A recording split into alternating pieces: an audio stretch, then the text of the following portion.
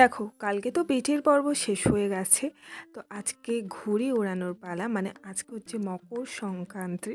তো আজকের দিনে আমাদের বাড়ির যেই মন্দির আছে সেখানেও খুব বড় করে পূজা হয়। মানে অনেক লোকজন আসে। তো দুপুরবেলা মা এখানে রান্না করছিল মাংস, আর আমি ছাদে উঠে দেখছিলাম যে সবাই ঘুড়ি ওড়াচ্ছিল। আর আজকে ঠান্ডাও পড়েছে মোটামুটি, অন্য সব দিনের মতোই। আর দেখতেই পাচ্ছ কত সব ঘুড়ি উঠছে। আর আমাদের এখানে তো, মানে আমাদের এখানে না, আমাদের বাড়ি থেকে একটু দূরে ঘুড়ির মানে ম্যাচ হয়। তো যারা জেতে তাদেরকে ট্রফিও দেওয়া হয়, তারপরে আরও অনেক কিছু দেওয়া হয়। আমি কোনোদিনও যাইনি অবশ্য।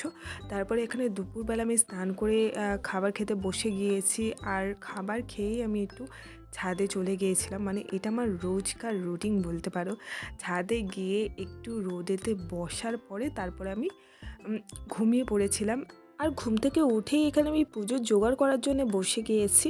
উঠে আমি সমস্ত ফলগুলো ধুয়ে এনেছিলাম। তো এখন লোকজনও অনেক চলে এসছে, মানে বিকেলবেলাতে অনেক লোকজনই চলে এসছে। আর পুজো হবে সেই সন্ধ্যের দিকে।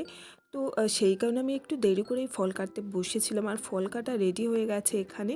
আর এই ঠাকুরটা দেবো বলে গুছিয়েও রেখেছি। এই ঠাকুরটাই সবাই দিয়েছে।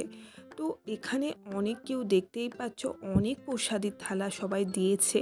আর এখানে পুজো হয়ে যাবার পরে আমি আর পুরোহিত মশাই সব থালাগুলো ধরে ধরে দিয়েছি সবাইকে। তো এখানে পুজোও আমাদের কমপ্লিট হয়ে গেছে, সবাইকে প্রসাদিও দেওয়া হয়ে গেছে। আর মা এখানে প্রসাদের থালাও নিয়ে চলে এসছে। তো গাইস, আজকের মতো ভিডিওটা এখানেই এন্ড করছি। যদি ভালো লাগে প্লিজ লাইক করে দিও, প্লিজ চ্যানেলটাকে সাবস্ক্রাইব করে দিও।